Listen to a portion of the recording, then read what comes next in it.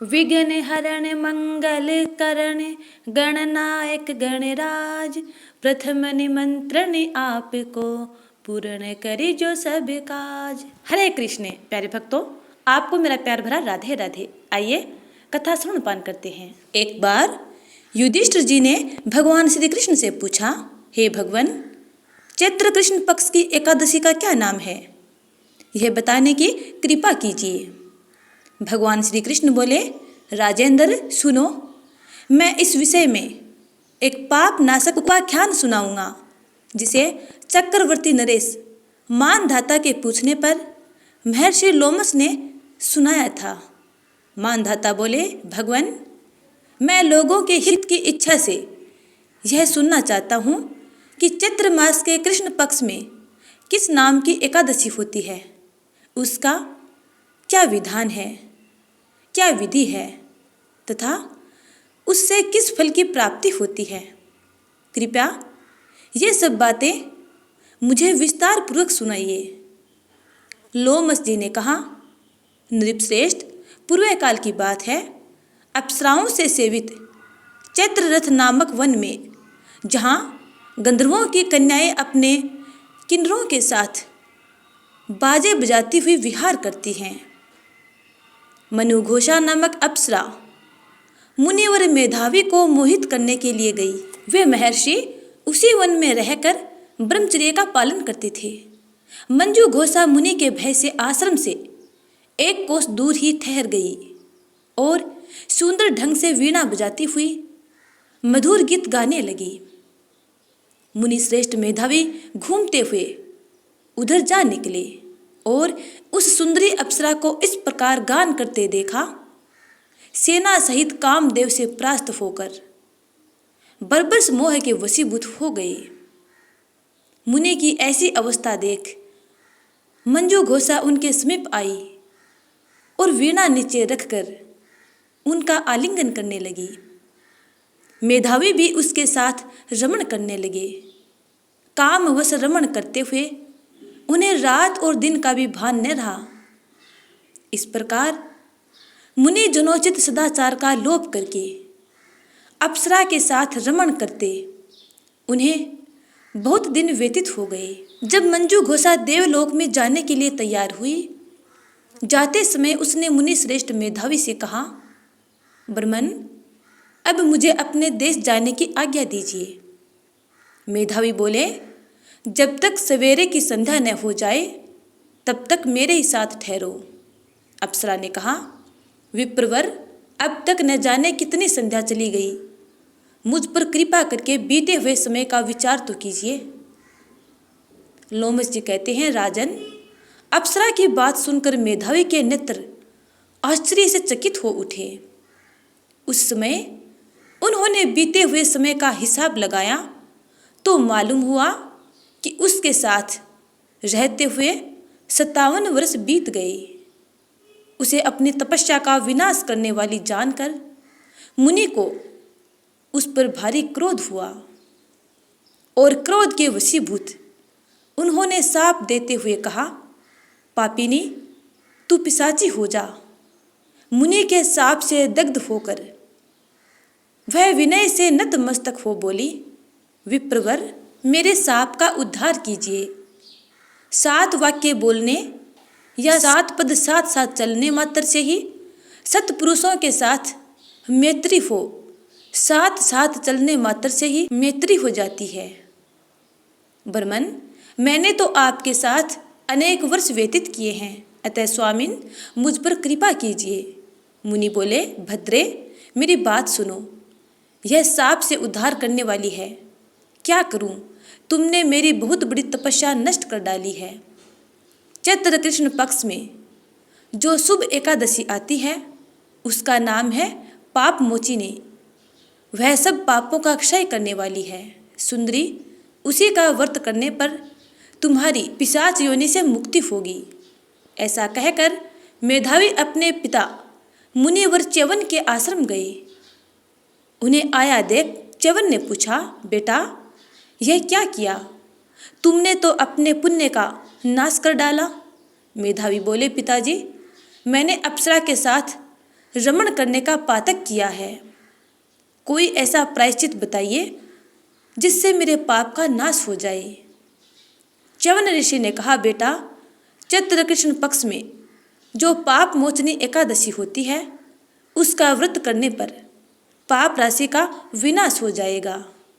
पिता का यह कथन सुनकर मेधावी ने उस व्रत का अनुष्ठान किया। इससे उनका पाप नष्ट हो गया और वे पुनः तपस्या से परिपूर्ण हो गए।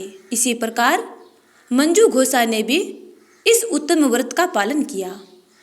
पाप मोचनी का व्रत करने के कारण वह पिशाच योनि से मुक्त हुई और दिव्य रूप धारिणी श्रेष्ठ अप्सरा होकर स्वर्ग लोक में चली गई। राजन, जो श्रेष्ठ मनुष्य पाप मोचनी एकादशी व्रत करते हैं उनका सारा पाप नष्ट हो जाता है। इस कथा को सुनने मात्र से अथवा अन्य को सुनाने मात्र से सहस्त्र गोदान का फल प्राप्त होता है। ब्रह्म हत्या, सुवर्ण की चोरी, सुरापान और गुरु पत्नी गमन करने वाले महापात की भी इस व्रत के करने से पाप मुक्त हो जाते हैं। यह व्रत बहुत पुण्यमय है। तो प्रेम से बोलिए भगवान श्री हरि विष्णु की जय। अब सुनते हैं श्री विष्णु चालीसा, उसके बाद सुनेंगे श्री राधा चालीसा और अंत में सुनेंगे गणपति बप्पा की कथा। विष्णु सुनिए विनय सेवक की चितलाए, कीरत कुछ वर्णन करूं दीजिए ज्ञान बताए। नमो विष्णु भगवान खरारी, कष्ट नशावन अखिल बिहारी। प्रबल जगत में शक्ति तुम्हारी, त्रिभुवन फैल रही उजियारी। सुंदर रूप मनोहर सूरत, सरल स्वभाव मोहनी मूरत। तन पर पीताम्बर अति सोहत, बेजंती माला मन मोहत। शंख चक्कर कर गदा बिराजे, देखत देते असुर दल भाजे। सत्य धर्म मद लोभ न गाजे, काम क्रोध मद लोभ न छाजे। संत भक्त सज्जन मन रंजन, दनुज असुर दुष्टन दल गंजन। सुख उपजाए कष्ट सब भंजन, दोष मिटाए करत जन सज्जन। पाप काट भव सिंधु उतारन, कष्ट नाश कर भक्त उबारन। करत अनेक रूप प्रभु धारण, केवल आप भक्ति के कारण। धरणी धेनु बन तुम ही पुकारा, तब तुम रूप राम का धारा। भार उतार असुर दल मारा, रावण आदिक को संघारा। आप वराह रूप बनाया, हरण्याक्ष को मार गिराया। धर्म मत से तन सिंधु बनाया, 14 रत्नन को निकलाया। अमिलक असुरन द्वंद्व मचाया, रूप मोहिनी आप दिखाया। देवन को अमृत पान कराया, असुरन को छवि से बहलाया। कुर्म रूप धर सिंधु मझाया, मंदराचल गिरि तुरत उठाया। शंकर का तुम फंद छुड़ाया, भस्मासुर को रूप दिखाया। वेदन को जब असुर डुबाया, कर प्रबंध उन्हें ढूंढवाया। मोहित बनकर खल ही नचाया, उस ही कर से भस्म कराया। असुर जलंधर अति बलदाई, शंकर से उनकी न लड़ाई। हार पार शिव शकल बनाई, कीन सती से छल खल जाई। सुमिरन कीन तुम्हें शिवरानी, बतलाए सब विपद कहानी। तब तुम बने मुनीश्वर ज्ञानी, वृंदा की सब सुरती भुलानी। देखत तीन दनुज शैतानी, वृंदा आए तुम्हें लपटानी। हो सप्रस धर्म क्षति मानी, हना असुर उर शिव शैतानी। तुमने ध्रुव प्रहलाद उबारे, हिरण्याकुश आदिक खल मारे। गणिका और अजामिल तारे, भूत भक्त भव सिंधु उतारे। हरफू सकल संताप हमारे, कृपा करफू हरि सिरजनहारे। देखूँ मैं निज दर्श तुम्हारे, दीन बंधु भक्तन हितकारे।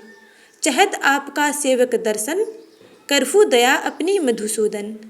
जानू नहीं योग्य जप पूजन, होए यज्ञ स्तुति अनुमोदन। शील दया संतोष सुलक्षण, विदित नहीं व्रत बोध विलक्षण। करहुम आपका किस विधि पूजन, कुमति विलोक होद दुख भीषण। करहुम प्रणाम कौन विधि सुमिरन, कौन भांति में करहु समर्पण। सुर मुनि करत सदा सेवकाई, हर्षित रहत परम गति पाई। दीन दुखीन पर सदा सहाय, निज जन जान लेव अपनाई।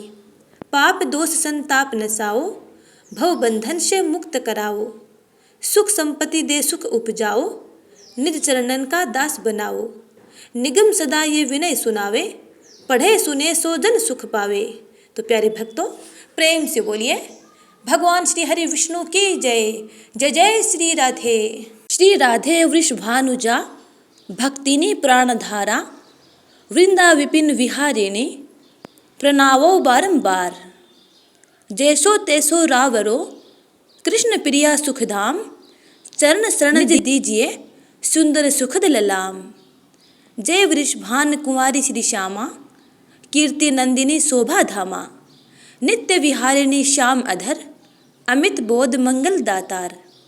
रास विहारिणी रस विस्तारिन सहचरी सुभाग युथ मन भावनी नित्य किशोरी राधा गोरी श्याम प्राण धन अति जिया भूरी। करुणा सागरी हिय उमंगिनी ललितादिक सखिया की संगिनी। दिन कर कन्या कुल विहारिणी कृष्ण प्रण प्रिय हिय हुलसवानी। नित्य श्याम तुम्हारो गुण गावे श्री राधा राधा कहीं हर्ष वाहिम। मुरली में नित नाम उचारे तुम कारण लीला वपु धरे। प्रेमा स्वरूपिणी अति सुकुमारी श्याम प्रिय वृषभानु दुलारी। नावाल किशोरी अति चाबी धामा द्युति लघु लाग कोटि रतिकामा। गौरांगी शशि निंदक वदना सुभाग चपल अनियारे नैना। जावक युथ पद पंकज चरण नुपुर धवनी प्रीतम मनहारना। संतता सहचरी सेवा करहिम महामोड़ मंगल मन भरहिम। रसिकन जीवन प्रण अधर राधा नाम सकल सुख सारा। अगम अगोचर नित्य स्वरूप ध्यान धरत निशिदिन ब्रज भूपा। उपजऊ जासु अंश गुण खानी कोटिन उमा राम ब्रह्मणी। नित्य धाम गोलोक बिहारिणी जन रक्षक दुख दोष नासवानी। शिव अजमुनि सनकादिक नारद पार न पायम शेष अरुसरद। राधा शुभ गुण रूपा उजारी निरखी प्रसन्ना होत बनवारी। ब्रज जीवन धन राधा रानी महिमा अमित न जय बखानी। प्रीतम संग दिए गल बाहिम बिहारता नित्य वृंदावन माहिम। राधा कृष्ण कृष्ण है राधा एक रूप दो प्रीति अगाधा। श्री राधा मोहन मन हरनी जन सुख प्रदा प्रफुल्लित बदानी। कोटिक रूप धरे नंद नंदा दरस कारण हित गोकुल चंदा। रास केली कर तुम्हें रिझावे मान करो जब अति दुख पावे। प्रफुल्लित होठ दरस जब पावे विविध भांति नित्य विनय सुनावे। वृंद्रन्य विहारिणी श्याम नाम लेत पूर्ण सब काम। कोटिन यज्ञ तपस्या करहूँ विविध नेम व्रत हिये में धरहूँ। तू न श्याम भक्ता ही अपनावे जब लगी नाम न राधा गावे। वृंदा विपिन स्वामिनी राधा लीला वपु तुवा अमित अगाध। स्वयं कृष्ण नहीं पावही पारा और तुम्हें को जननी हारा। श्री राधा रस प्रीति अभेद सादर गान करत नित वेदा। राधा त्यागी कृष्ण को भजहिम ते सपने हूँ जग जलधि न तरिहेम। कीर्ति कुमारी लाडली राधा सुमिरत सकल मिटहिम भाव बड़ा। नाम अमंगल मूल नाशवानी विविध ताप हर हरि मन भवानी। राधा नाम ले जो कोई सहज ही दामोदर वस होही। राधा नाम परम सुखदाई सहज कृपा करे ये दुराई। यदुपति नंदन पीछे फिरी हैन जो कऊ राधा नाम सुमिरे हैन। रास विहारिणी श्यामा प्यारी करहूँ कृपा बरसाने वारी। वृंदावन है शरण तुम्हारी जय जय जय वृषभानु दुलारी। श्री राधा सर्वेश्वरी ऋषिकेश्वर घनश्याम करहुम निरंतर बासमय श्री वृंदावन धाम। तो प्रेम से बोलिए राधा रानी की जय। एक बुढ़िया माई थी, उसके एक बेटा और बहू थे। बुढ़िया माई हर रोज गणपति बप्पा की आराधना किया करती थी। एक दिन उसकी भक्ति से प्रसन्न होकर गणपति बप्पा प्रकट हो गए और बोले, बुढ़िया माई मैं तेरी भक्ति से अत्यंत प्रसन्न हूँ, तू जो चाहे सो मांग सकती है।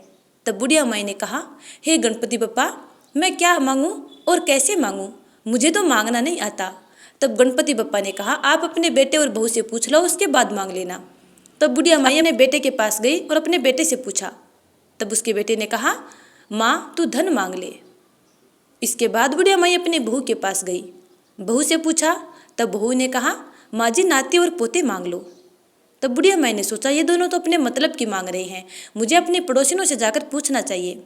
तब बुढ़िया माई अपनी पड़ोसिनों के पास गई और उनसे पूछा। तब पड़ोसिनों ने कहा, बुढ़िया माई तू क्यों धन मांगे, क्यों नाती और पोते मांगे, तू तो थोड़े दिन ही जिएगी, इसलिए अपनी आंखों की रोशनी मांग ले, जिससे तेरी बची हुई जिंदगी आराम से कट जाएगी। तब बुढ़िया माई ने सोचा, मुझे अपने मतलब की भी मांगनी चाहिए और अपने बेटे और बहू के मतलब की भी मांगनी चाहिए। दूसरे दिन बुढ़िया माई गणपति बप्पा के पास गई और बोली, हे गणपति बप्पा, यदि आप मेरी भक्ति से प्रसन्न हैं तो आप मुझे 84 करोड़ का महल दें, सोने के खंभे दे, सोने के कटोरे में दूध पीते हुए नाती और पोते दे, अमर सुहाग दे, कंचन जैसी काया दे, संपूर्ण परिवार में सुख दे और अंत में मोक्ष दे। तब गणपति बप्पा मुस्कुराए और बोले, बुढ़िया माई, तूने तो मुझे ठग लिया, किंतु जा, जो कुछ तूने मांगा है सब कुछ वैसा ही मिलेगा। यह कहकर गणपति बप्पा वहाँ से अंतर ध्यान हो गए। बुढ़िया माई ने जैसे ही अपनी आंखें खोली तो देखा, जो कुछ बुढ़िया माई ने मांगा था सब कुछ वैसा ही मिला। हे गणपति बप्पा, जिस प्रकार आपने बुढ़िया माई की मन इच्छा पूर्ण की, वैसे ही अपने सब प्यारे भक्तों की मंगल कामनाएं पूर्ण करना। जय श्री गणेश।